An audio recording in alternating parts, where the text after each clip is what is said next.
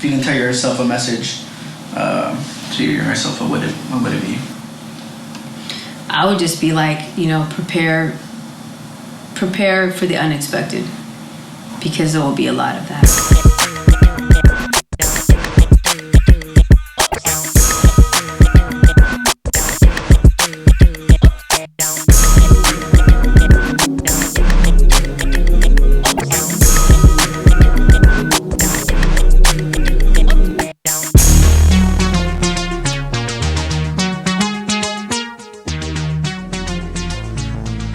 Hip-hop more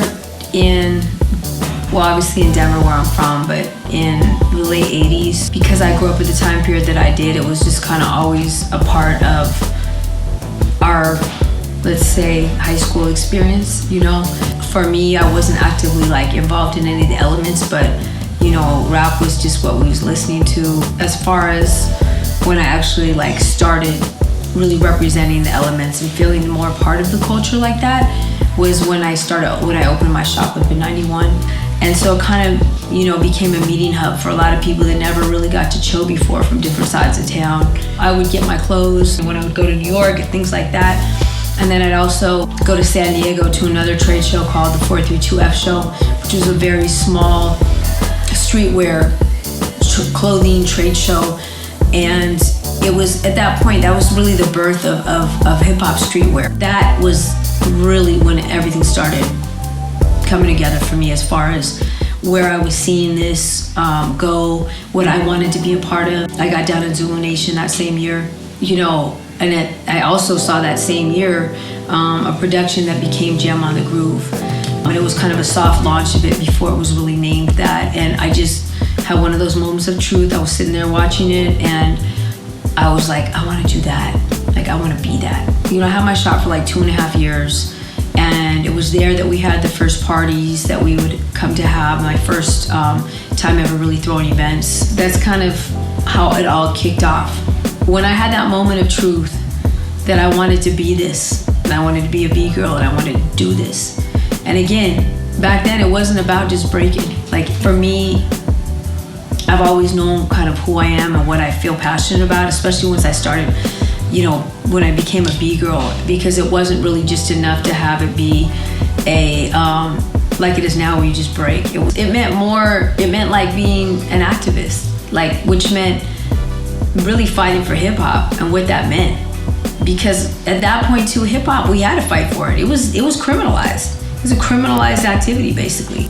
It took people to be able to organize and connect and disseminate information and knowledge and teach and all types of things, and also just educate the community on what hip hop really is. That was just sort of a big part of it too. That role hasn't ever changed. That role has just gotten stronger and deeper. I've gotten more equipped to do it. Mm-hmm. But to me, I just don't look at it like I gave anything up. I just kept pursuing what I felt was important. I think that God kind of lays it out for us, what our strengths are and what we're supposed to be doing. And there was times when I was like, I need to go, be something else. I had this one relationship where the person I was with was always every time we would pass a billboard and he would look up, he'd be like, you should be a makeup artist. You should be a real estate agent. Because he didn't want me to do the hip hop stuff anymore, because he was like, there's no money in this. You're not gonna have a future for yourself. So to him, it was just just go be something else, To me, it just seemed like this is just what I'm supposed to be doing. I come across people everywhere I go. It's almost never not happened to me, maybe with the exception of 1 or 2 trips, where I'll be approached by 1, 2, maybe several people, and they'll say, wow, you're the reason I started breaking. But I'll tell you, and especially from judging a lot of this stuff, in the past couple months, I've been everywhere judging everything. I've had some gigs, I've been promoting Summit, what have you. And if anything, it's reinforced man, we've got to get back to hip hop, man. An organizing a competition and a battle aren't really the same thing. I know people could argue and say, well, competition's healthy. These kids need something to do. Yeah, I agree to some extent. Sports are healthy. Sure, competing can be healthy in that regard, but This is a little different because you're talking about a cultural art form. It's still art.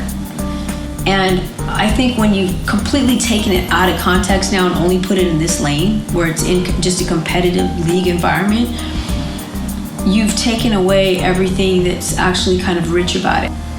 You know, we're just kind of in a crucial time period as I see it. I feel my legacy will be as an artist organizer, you know, someone who lived the culture, who nurtured it, who brought people together and really helped develop hip hop.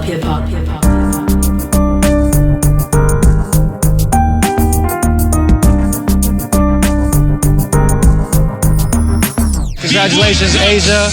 Congratulations, B-Boy Summit, 25-year anniversary. Shout out Easy Rock, San Diego Zulus, and everybody that just comes out and supports the real hip hop movement all around the world, man.